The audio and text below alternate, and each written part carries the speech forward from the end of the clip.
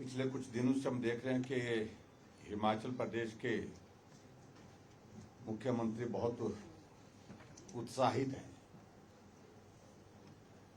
और जब उत्साह बढ़ने की जानकारी हमने हासिल की तो मालूम पड़ा कि राज्यसभा में एक मित्र का नया एडिशन हुआ है। मित्रों, मैं आपके सामने एक बात जरूर कहना चाहता हूं। हिमाचल प्रदेश में कांग्रेस पार्टी का बहुमत होने के बावजूद भी सरकार एक बहुत बड़े दहशत के माहौल में से गुजर रही है और दहशत के माहौल में से गुजरने की वजह यह है कि इतनी उथल पुथल, इतनी अस्थिरता कांग्रेस पार्टी के अंदर है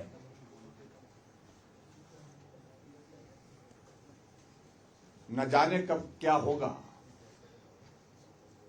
इस सारी बात को लेकर के सभी नेता केंद्र के भी आशंकित हैं और हिमाचल प्रदेश के भी है, यहां तक के जो सरकार को चला रहे हैं मुख्यमंत्री जी भी।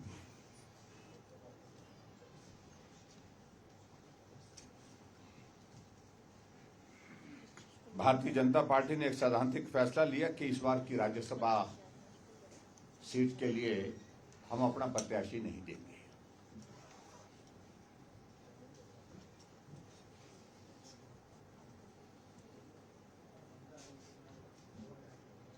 और इसके कारण स्वाभाविक रूप से कांग्रेस पार्टी को बहुत बड़ी सुविधा का ये दौर मिला है।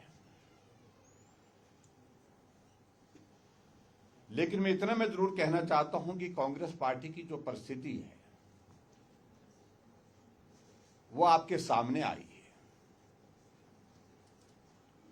बहुत सारे कांग्रेस के नेता राज्यसभा की इस सीट को हासिल करने के लिए दिल्ली गए, अपना पक्ष रखा।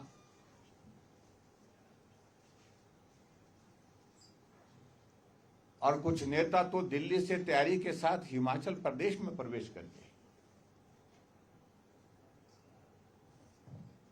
और मुख्यमंत्री जी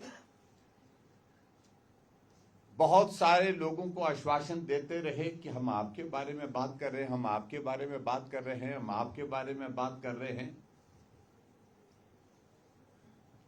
लेकिन सही मायने में अगर वो बात कर रहे थे तो अपने मित्र के बारे में, मित्रों के बारे में ही बात कर रहे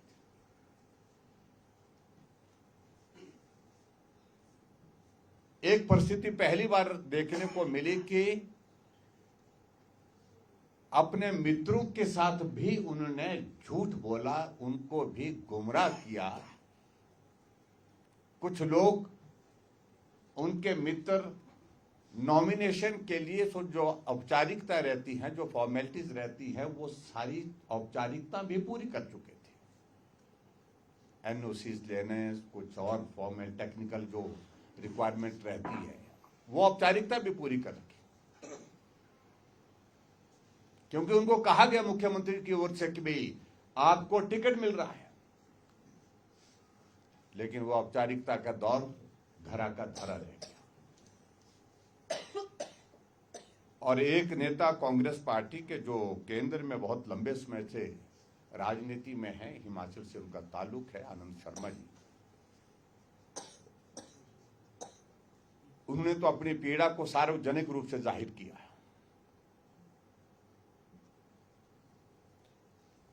और जो बात कही उन्होंने कि सच बोलने की कीमत चुका रहा हूं।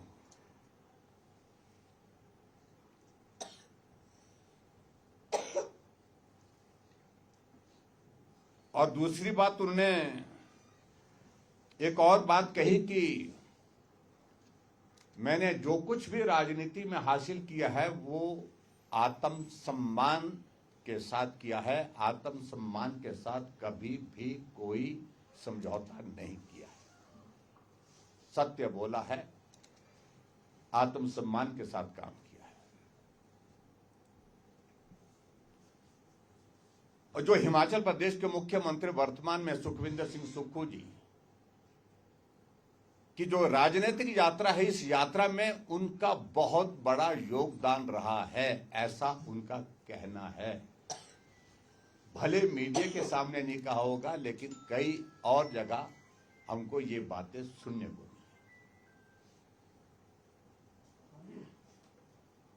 लेकिन जब से मुख्यमंत्री जी को सुख की अनुभूति हो गई है, आनंद जी का आनंद जो है वो जाता रहा।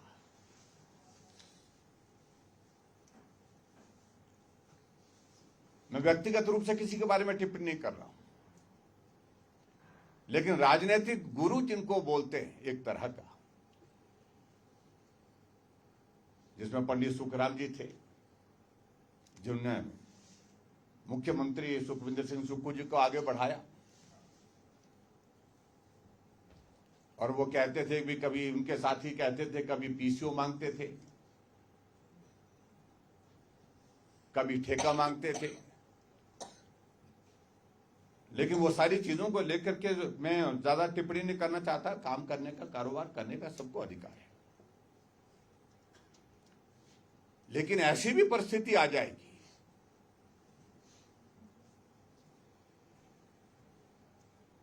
कि हिमाचल की पॉलिटिक्स में उनको स्थापित करने के लिए बहुत बड़े कांग्रेस के दिग्गज नेता वीरभद्र सिंह जी के साथ जो जिन लोगों ने कन्फ्लिक्ट लिया, कन्फ्रंटेशन लिया और सुक्खू जी को आगे बढ़ाया, उनको ही निपटा दिया, उनको ही ठिकाने लगा दिया।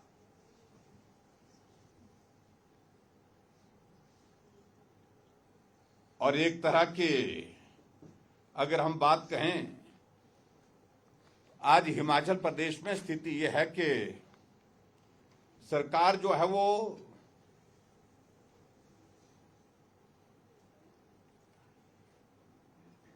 मंत्रिमंडल नहीं चला रहा है। सरकार अगर कोई चला रहा है तो मित्रमंडल चला रहा है। ये नया शब्द मुझे लगता है कि आपके लिए बहुत उपयोगी होगा। बैठक मंत्रिमंडल का कोई अभिप्राय नहीं है, लेकिन बैठक महत्वपूर्ण है तो वो मित्रमंडल की है, जहां फैसले लिए जाते हैं, जहां प्रदेश को कैसे चलाना है, किसका क्या करना है, किसको ठिकाने लगाना है, इन सारी बातों को लेकर के फैसला होता है।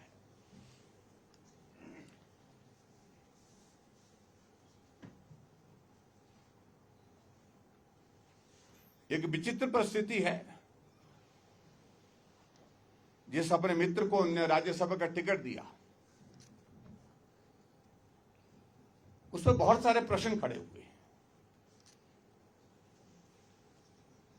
टिकट देना कांग्रेस पार्टी का अधिकार है, मुझे उस पर कोई ज्यादा टिप्पणी नहीं करनी, लेकिन कहा गया कि साधारण कार्यकर्ता को, शायद वो डिस्ट्रिक्ट प्रेसिडेंट है कांग्रेस पार्टी के, उनको टिकट दिया गया। हमें भी बहुत अच्छा लगा, साधारण कार्यकर्ता को टिकट मिला। लेकिन एक पक्ष और सामने आया कि जब उन्होंने अपना डिक्लेरेशन किया तो लगभग उसमें जो है, जो चुनाव का जो अपनी प्रॉपर्टी और जो देनदारियां जो होती हैं, संपत्ति का जो ब्यौरा दिया है, उसमें मालूम पड़ा कि 23 करोड़ रुपए की चल अचल संपत्ति उनके पास है और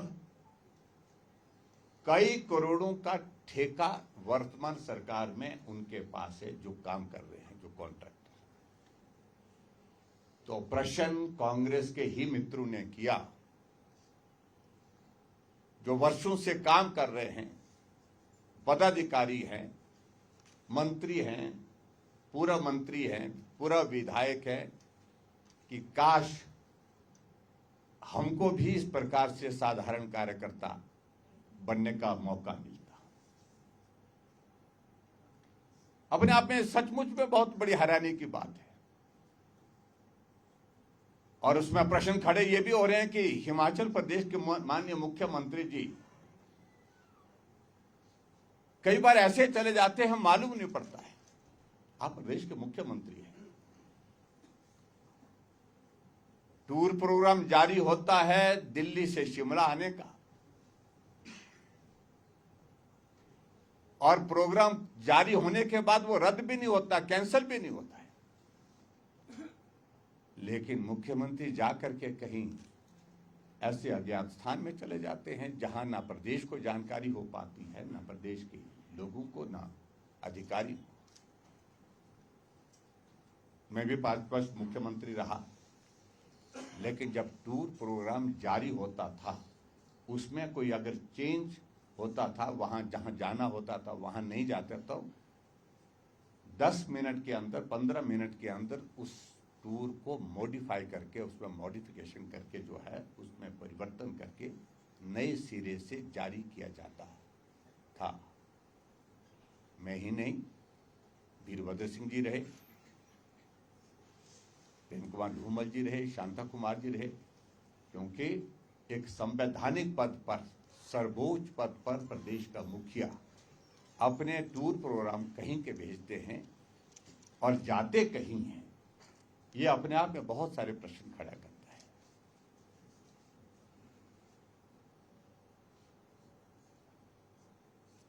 पिछले दिनों मुख्यमंत्री जी मंडी के दौरे पर गए थे और एक बात को लेकर के उनने कुछ शब्द हमेशा जो है जिनको हर जगह बोलते हैं, बात करते हुए बोलते हैं, बात करने के साथ साथ में भाषण में बोलते हैं।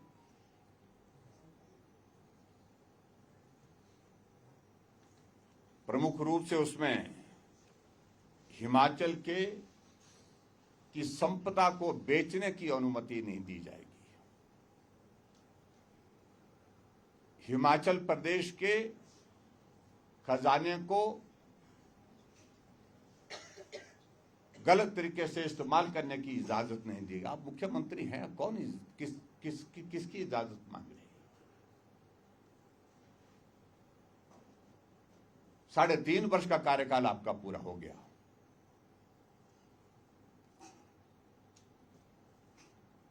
आप कह रहे हैं कि संपदा को लूटने की अनुमति नहीं दी जाएगी। अगर हिमाचल प्रदेश में भारतीय जनता पार्टी की सरकार 5 वर्ष तक रही तो 5 वर्ष तक हमने काम किए हैं। अनेकों योजनाएं हिमाचल प्रदेश में, कहते हैं कि 17,000 करोड़ रुपए हिमाचल प्रदेश को मिला। वो 17,000 करोड़ रुपए हिमाचल प्रदेश के विकास को समर्पित हुआ है। मैं बड़ा साफ कहना चाहता हूं, 4,700 kilometre, highest in terms of kilometre अगर रोड कंस्ट्रक्शन हुआ है तो वो भारतीय जनता पार्टी की सरकार के दौरान हुआ है। हिमाचल प्रदेश के गरीब लोगों के लिए हिमकेयर की योजना के माध्यम से स्वास्थ्य की सुविधा मिली है, वो पैसा उस पर खर्च हुआ है। वो पैसा सहारा योजना पर खर्च हुआ है। अगर हिमाचल प्रदेश को केंद्र से रेवेन्यू डेफिसिट ग्रांट मिली या जीएसटी कंपनसेशन मिला, वो पैसा हिमाचल प्रदेश में घर घर में नल पहुंचाने का, नल में शुद्ध जल पहुंचाने के काम पर खर्च हुआ। अगर हिमाचल प्रदेश में पूर्व की सरकार में केंद्र से मदद मिली, उस पैसे से नौजवानों को मुख्यमंत्री स्वावलंबन योजना, जहां हम सरकारी नौकरी जिस नौजवान को नहीं दे पाते थे उसको अपने पांव पर खड़े होने के लिए जरिया दिया, जहां 25% जो है सब्सिडी उसको मिलती थी, उस नौजवान को मिलती थी, 30% बेटी को मिलती थी। हिमाचल प्रदेश में अगर केंद्र से मदद मिली, उससे हमने 60 साल से उम्र के ज्यादा लोगों के लिए पेंशन का प्रावधान किया, ओल्ड एज पेंशन का, हैंडीकैप पेंशन का प्रावधान किया। हमने शगुन योजना चलाई, हमने गृहिणी सुविधा योजना चलाई, हम लोगों की समस्याओं के समाधान के लिए जनमंच का आयोजन किए। हमने पैसा हिमाचल का पाई पाई पैसा गरीब आदमी के लिए, गरीब वर्ग के लिए समर्पित किया। अभी तो आपको भी रेवेन्यू डेफिसिट ग्रांट जो है 31 मार्च तक मिलती रही। इस 31 मार्च तक अभी तक मिलेगी। लेकिन हिमाचल प्रदेश का पैसा आपसे अगर पूछे हम तो गया कहां? सड़कों का काम बंद है, पेयजल योजनाओं का काम बंद है, डेवलपमेंट के सारे काम बंद है।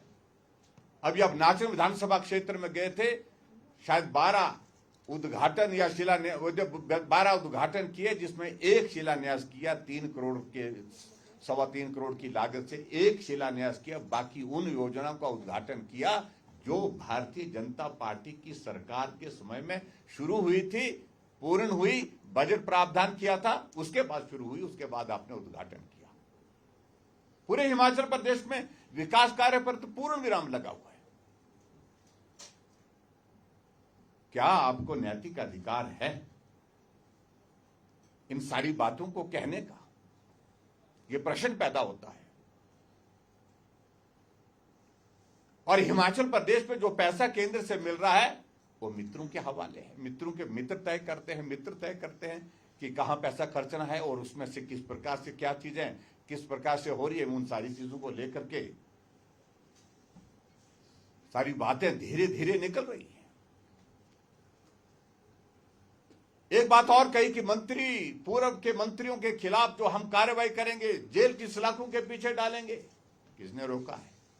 3.5 साल का कार्यकाल आपका बीत चुका है और 3.5 साल के कार्यकाल बीतने के बाद आज अब उन सारी बातों का जिक्र कर रहे हैं तो स्वाभाविक रूप से इस राजनीतिक फ्रस्ट्रेशन है आपकी। जमीन पांव तले खिसक गई है, ये बात मैं बड़ा साफ कहना चाह रहा हूं। और भ्रष्टाचार की अगर हम बात कहें कि किस तरह से संरक्षण दिया जा रहा है,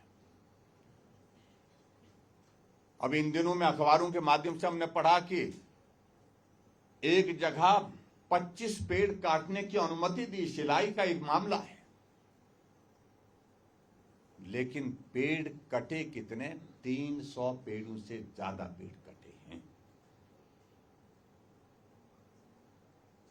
और जिसने वो पेड़ काटे हैं वो श्रीमान ex vice president of district Sirmaur Ranjit Negi कौन है? उनको राजनीतिक संरक्षण दिया जा रहा है। एफआईआर दर्ज हुई है, लेकिन एफआईआर में कहा गया है कि रात के अंधेरे के कारण हम पूर्ण रूप से पेड़ों की गिनती नहीं कर पाए। क्या जवाब है? ये डिपार्टमेंट के, फॉरेस्ट डिपार्टमेंट और पुलिस डिपार्टमेंट की ओर से जो एफआईआर दर्ज हुई है उसमें जिक्र किया हुआ है। और नियम के हिसाब से तो मैं एक बात जरूर कहना चाह रहा हूं, जो एचपी ट्रांजिट रूल जो है 2023 का 2023 के, उसके रूल के अनुसार जो नोटिफिकेशन हुआ है उसमें प्राइवेट लैंड से आपको ज्यादा से ज्यादा सिर्फ 3 पेड़ काटने की अनुमति मिल सकती है और पेड़ कटे 300 से ज्यादा। और मुख्यमंत्री जी का बयान बड़ा दिलचस्प था उसमें, और कहने लगे कि मुख्यमंत्री जी कह रहे थे, जब प्रश्न पूछा किसी पत्रकार ने उनसे कि जहां पैदल चलने का रास्ता नहीं वहां पर अवैध कटान कैसे हो सकता है? पेड़ कटे हुए जमीन पर धराशायी हुए पड़े हैं, वीडियो उसकी बनी हुई है, लेकिन उसके बावजूद कह रहे हैं कि वहां तो जाने का रास्ता नहीं है, वहां पेड़ कैसे कट सकते हैं, अवैध कटान कैसे हो सकता है? बहुत विचित्र परिस्थिति है।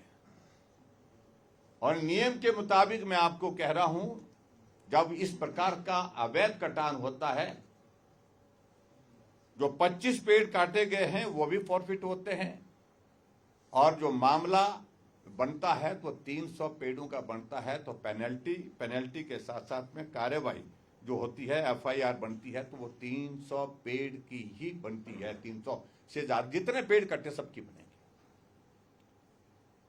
और जिसकी परमिशन दी वो भी उसमें शामिल होंगे। क्या मुख्यमंत्री जी में हिम्मत है कि उनके खिलाफ कार्रवाई करें, क्योंकि वो एक मंत्री के बहुत नजदीक और निजी आदमी है। कार्रवाई नहीं होगी। लेकिन हम कह रहे हैं कि आप अभी कार्रवाई मत करना चाहते हैं, मत करिए, लेकिन 1.5 साल के बाद निश्चित रूप से कार्रवाई उसमें होगी, जब आपकी सत्ता इस प्रदेश में नहीं होगी। एक और मामला है, मंडी जिला का मामला है फॉरेस्ट का, जिसको लेकर के विधानसभा के अंदर भी चर्चा हुई थी। मैं उस पर बहुत ज्यादा बोला नहीं।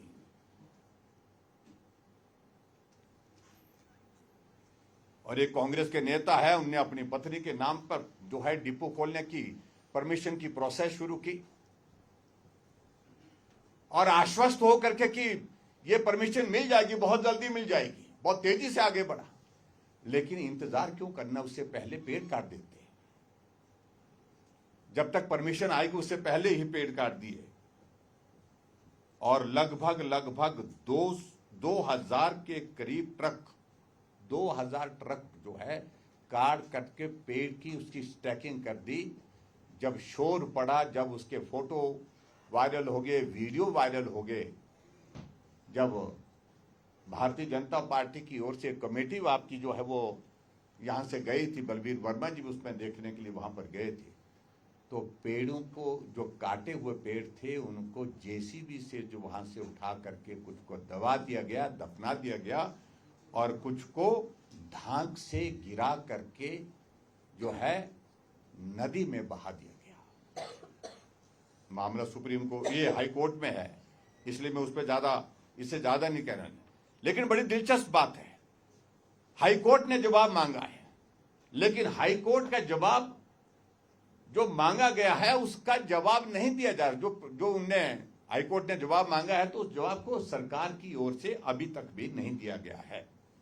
ग्लेरिंग एग्जाम्पल ऑफ करप्शन, इससे ज्यादा नहीं हो सकते, आपको तो।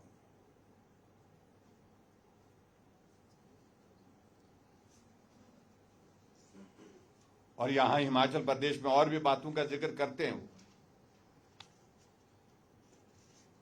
पेखूबेला का जिक्र करते हैं।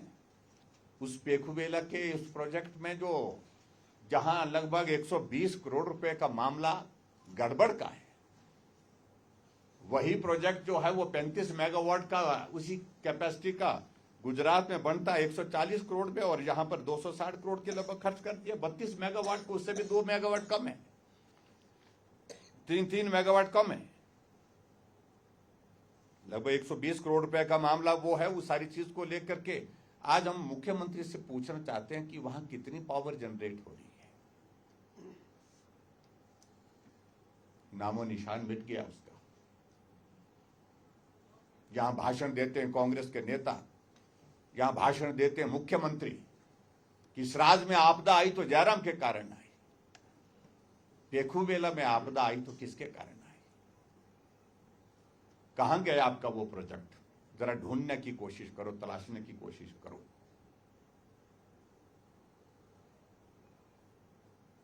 कानून व्यवस्था की अगर बात कहें तो बहुत सारी चीजों को लेकर के गोलियां तो कहीं भी चलती है। बिलासपुर में पूर्व विधायक पर गोली चलती है। उसकी वजह हम पूछने लगे कि वजह क्या रही, आज तक बता नहीं पा रहे, क्योंकि धंधा एक जैसा था बोलते हैं दोनों का। बाद में धंधे में जब लहदा हो गए, अलग अलग हो गए, तो उसके बाद वो परिस्थिति एक निर्मित हुई वहां पर। पुणे में बर्थडे होता है, बर्थडे में गोली मार करके एक नौजवान को वहीं पर जो है वो मार दिया जाता है। कुछ की सिर पर जो है तलवारों की चोटें लगी हैं, वो गंभीर रूप से अभी तक भी हैं। और बिलासपुर में एक और घटना हुई, 5 वर्ष की बेटी के साथ, जो अभी इन दिनों में चर्चा का विषय बना है। जो घटना हुई है, मैं उसकी निंदा करता हूं, कड़े शब्दों में निंदा करता हूं। जिस भी व्यक्ति ने, चाहे वो माइनर है, बताया जा रहा है माइनर है, लेकिन परिवार के लोग तो हैं, बाकी लोग तो हैं, उनको पूछा जाना चाहिए, कार्रवाई होनी चाहिए, सख्त कार्रवाई होनी चाहिए। और लोग तो मांग कर रहे हैं कि उनके घर को बुलडोजर से गिरा देना चाहिए, ये भी लोग मांग कर रहे हैं। आप किस प्रकार से हिमाचल प्रदेश में जो हालात पैदा कर रहे हैं, बद्दी में गोलियां चली, नालागढ़ में गोलियां चली, और चंबा में मंदिर को जला दिया जाता है, मंदिर के अंदर चुनरियां होती है उनको जला दिया जाता है।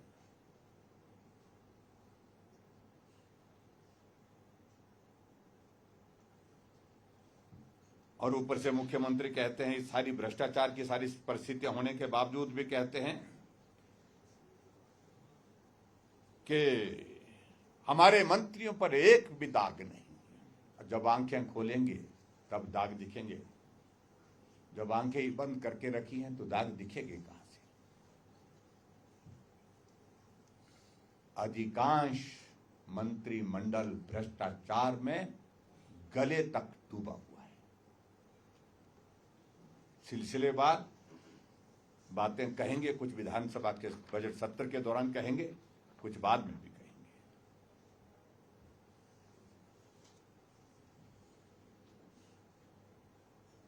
और सबसे बड़ी चिंता का विषय यह है कि हिमाचल ऑन सेल हम कहते थे, और अब वो सारी चीजों को लेकर के आपके सामने है। अभी ताजा पहले तो 16 HPTDC के होटलों को बेचने की बात कही गई थी, इसमें 8 की और एडिशन हो गई है।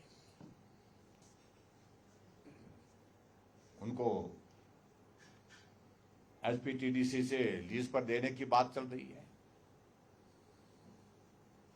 और उसे कहते कि आय जो है वो हमारा नुकसान हो रहा है तो उसकी भरपाई हो पाएगी, हम पैसा कमाएंगे, आप पैसा कमाइए।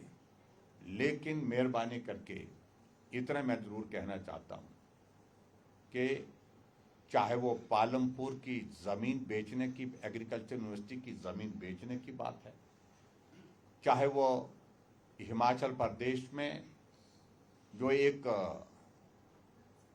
आप बहुत बड़ा एक इंफ्रास्ट्रक्चर वहां पर बद्दी और नालागढ़ के पास जो है बना करके जमीन किसी को देने की बात चल रही है, या जमीन पर उसको बना करके देंगे, हाउसिंग कॉलोनी बना करके वहां पर बाहर के लोगों को बांटेंगे, बेचेंगे। क्या वो हिमाचल ऑन सेल नहीं है? उसका नाम शायद हिम चंडीगढ़ रख रहे हैं शायद मेरे ख्याल में। और यहां हमको बार बार कहा जाता है कि 5000 बीघा जमीन दी, तो 3.5 वर्ष से आप सत्ता में हैं। अगर आपको लगता है कि गलत हुआ है, अधिकार आपके पास है, रद्द करिए।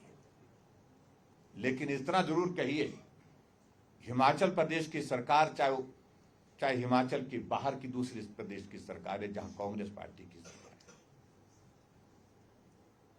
कस्टमाइज्ड पैकेज की अगर बात कहते हैं इंडस्ट्रियल सेक्टर में, कोई सरकार इस देश के अंदर नहीं है जिसने कस्टमाइज्ड पैकेज नहीं दिया है, सब ने दिए।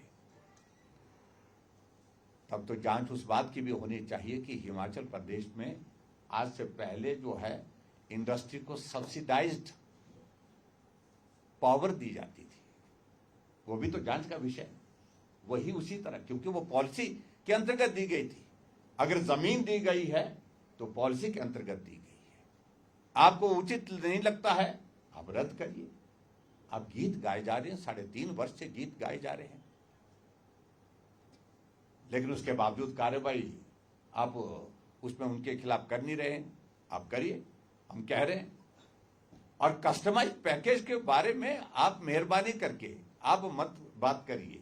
कस्टमाइज पैकेज हर स्टेट ने, हर गवर्नमेंट ने, चाहे भाजपा की सरकार, चाहे कांग्रेस की सरकार, चाहे किसी और दल की सरकार, सभी राज्यों में इंडस्ट्रीज को प्रमोट करने के लिए, इंडस्ट्री को अट्रैक्ट करने के लिए अपने अपने राज्यों में अलग अलग समय में दी गई है।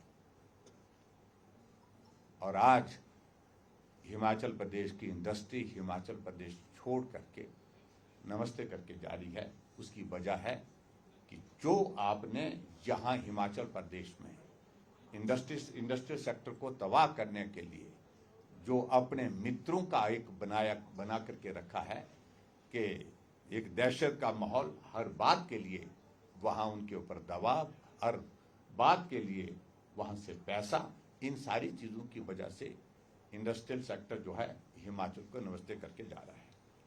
बहुत सारी बातों का जिक्र कर सकता हूँ, लेकिन मैं समझता हूँ कि आज का विषय मैं यहीं समाप्त कर देता हूँ और मैं यही कहूँगा कि मुख्यमंत्री जी 3.5 वर्ष का कार्यकाल आपका बीत गया है।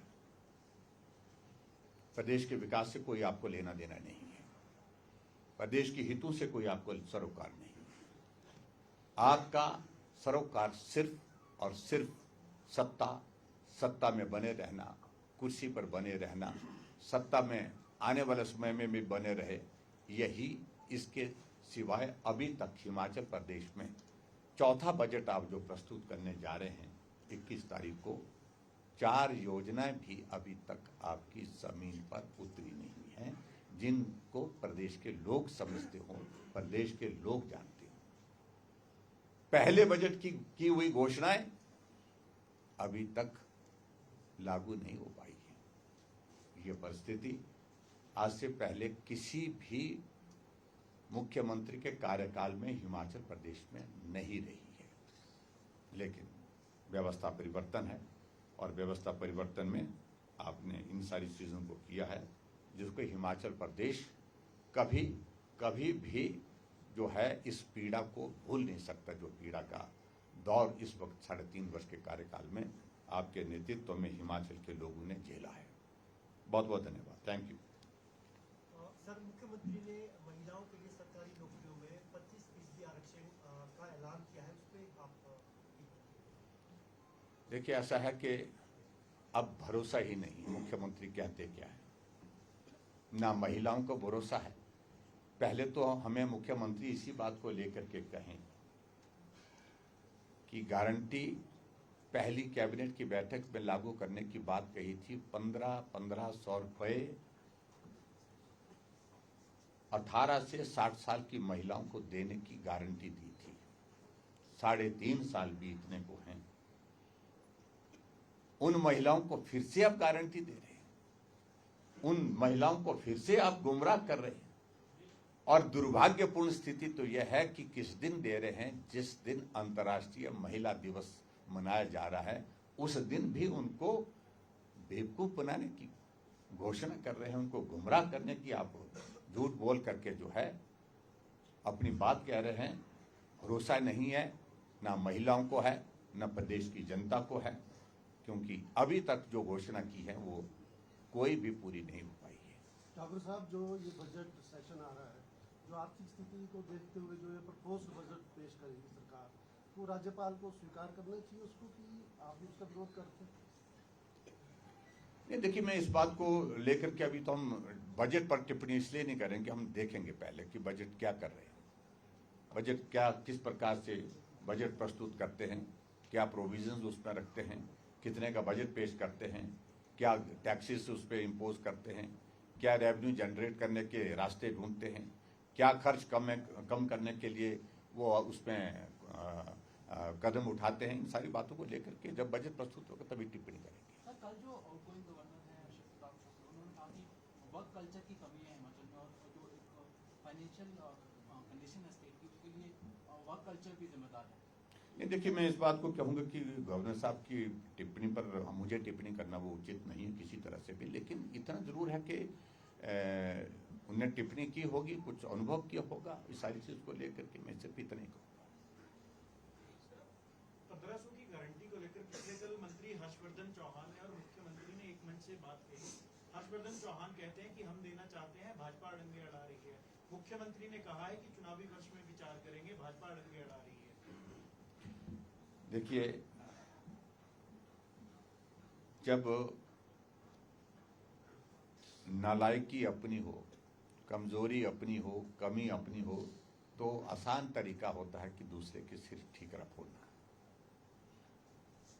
पिछले 3.5 वर्षों से हम इसी बात को सुन रहे हैं कि प्रदेश के विकास में केंद्र सहयोग नहीं दे रहा है, तो गाली मोदी जी को देते हैं। दूसरी गाली प्रदेश में आर्थिक संकट जयराम की वजह से 2 लोगों को गाली होती है। क्या हिमाचल प्रदेश में कोई सरकार हमसे पहले कोई रही नहीं? 93 ऑनवर्ड्स हिमाचल प्रदेश ऋण ले रहा है और ऋण लेने के बाद परिस्थिति इस प्रकार की जो बनी है, क्या उनके बारे में भी पूछते हैं? क्या ये सत्य नहीं है कि उसमें अधिकांश समय उनकी सरकार कर रहा है, कांग्रेस की सरकार कर रहा है? तो इसलिए उनको इस बात को भी मानना पड़ेगा। लेकिन आपने तो प्रदेश का बेड़ा ही गर्क कर दिया। सुखू जी 40,000 करोड़ रुपए 3 साल में ले लिया और उसके बावजूद आप हमको बोल रहे हैं कि हमने ऋण लिया। आपको केंद्र से मदद मिली। 6,500 करोड़ रुपए हिमाचल प्रदेश को अभी तक जो है स्पेशल असिस्टेंस का केंद्र से मिल चुका है। मुझे 1,800 करोड़ मिला 5 साल में, जो 50 साल के लिए बिना ब्याज के होता है। वो पैसा मिला, उसका क्या है, कहां खर्च हुआ? प्रश्न तो पैदा ये होता है। अगर उनसे पूछे कि वो पैसा खर्च कहां, क्योंकि विकास कार्य पर तो पूर्ण विराम किया है, संस्थान बंद किए जा रहे हैं। 3.5 साल के कार्यकाल के बावजूद भी अभी भी संस्थान बंद करने की प्रक्रिया चली है। लेकिन जो केंद्र से पैसा आ रहा है वो खर्चा कर। और आरडीजी के बारे में बहुत ज्यादा बात करते हैं, तो 1,800 करोड़ रुपए, 18,000 करोड़ रुपए जब मनमोहन सिंह जी 2 फाइनेंस कमीशन उनके समय में रहे, 2 टर्म, वो देश के प्रधानमंत्री ने 18,000 करोड़ रुपए उनके कार्यकाल में मिला। 89,000 करोड़ रुपए हिमाचल प्रदेश को मोदी जी की 2 फाइनेंस कमीशन के अंतर्गत मिला। 72,000 करोड़ का डिफरेंस है। तो प्रश्न पैदा होता है कि हिमाचल के साथ अन्याय कब हुआ? अन्याय तब हुआ जब मनमोहन सिंह देश के प्रधानमंत्री थे, यूपीए की गवर्नमेंट थी, सोनिया गांधी चेयरपर्सन थी और हिमाचल प्रदेश के हितों के लिए, हिमाचल के विकास के लिए अगर पैसा मिला तो नरेंद्र मोदी जी की सरकार में मिला, जहां 89,300 करोड़ रुपीस जो है रेवेन्यू डेफिसिट ग्रांट का पैसा जो है हिमाचल प्रदेश को मिला। ये सारी चीज को लेकर के आंकड़े जो जिस प्रकार से वो प्रस्तुत करने के लिए कोशिश कर रहे हैं झूठ बोल करके, क्योंकि मुख्यमंत्री की एक खासियत है, शानदार तरीके से झूठ बोलते हैं और उस वक्त वो हंसते भी नहीं है, सीरियस होकर के झूठ बोलते हैं ताकि उनकी बात पर भरोसा, लेकिन भरोसा अब टूट गया है, तार तार हो गया। सर, हाल ही में जो कैबिनेट बैठक हुई है उसमें सरकार ने ये फैसला लिया है कि जो रिजर्वेशन रोस्टर है उसके नियमों में बदलाव किया गया है। आपको लगता है कि ये बदलाव सही है? देखिए, एक तो ऐसा है कि डिजास्टर लगभग 8 महीने के बाद खत्म हुआ है हिमाचल प्रदेश में। डिजास्टर एक्ट का हवाला दे रहे थे और व्यवस्था उनको डिजास्टर हटाने की इसलिए नहीं, तो वो तो 5 साल तक पूरा चला ही रखते हैं उसको, पूरे अपने कार्यकाल तक। जब सुप्रीम कोर्ट ने कहा कि नथिंग डूइंग, आप पंचायत के चुनाव जो है मई के महीने तक कराइए, तब जाकर के उनको लगता कि मजाक बन गया, परिहास बन गया, हंसी का विषय बन गया, इसलिए अब डिजास्टर को रखने का कोई मतलब नहीं है, क्योंकि डिजास्टर के तहत काम तो हो नहीं रहा है। मलबा पड़ा है, सड़कें टूटी है, लेकिन उसके बाद पंचायत के चुनाव के लिए ये एक उनने हथियार अपनाया था। लेकिन अब उससे बाहर निकल करके पंचायत के चुनाव करना व्यवस्था हो गई और अब रोस्टर के मामले को लेकर के इसमें भी खजल खाना डाल करके, कंफ्यूजन क्रिएट करके, क्योस करके जो है इलेक्शन कमीशन के साथ कन्फ्लिक्ट करके एक हालात पैदा करने जा रहे हैं कि थोड़ी गुंजाइश चुनाव को टालने की और निकल जाए, इस तरह से प्रयत्न कर रहे हैं और मैं समझता हूं वो उचित नहीं है, इसका कोई अर्थ नहीं है। सर, राज्यसभा चुनाव को लेकर आपने कहा कि सरकार में बहुमत के बावजूद डर का माहौल है। सीपीएस का मामला सुप्रीम कोर्ट में एक बार फिर लग गया है। आपको क्या लगता है, सरकार बजट पास करवा पाएगी क्या? वजह कई हैं, डर की, अंदर की, बाहर की। ये भी एक डर का कारण है क्योंकि 6 लोगों के जो है वो जान अटकी पड़ी हुई है और उनमें से कुछ लोग मंत्री बनने के लिए आतुर हुए पड़े हैं। तो इसलिए मैं उस पर ज़्यादा नहीं कहूँगा, क्योंकि कोर्ट का फैसला कोर्ट का होगा, लेकिन मामला कोर्ट में है।